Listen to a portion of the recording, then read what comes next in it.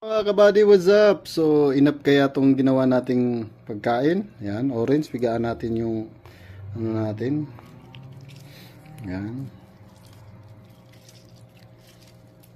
Yan, with 3 eggs. Enough na kaya itong hapunan natin.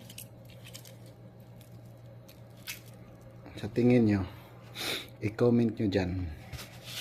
Lagyan natin ng asin. Yan, mikos-mikos natin yan.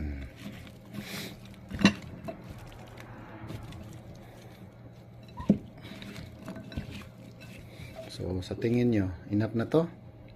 Ha?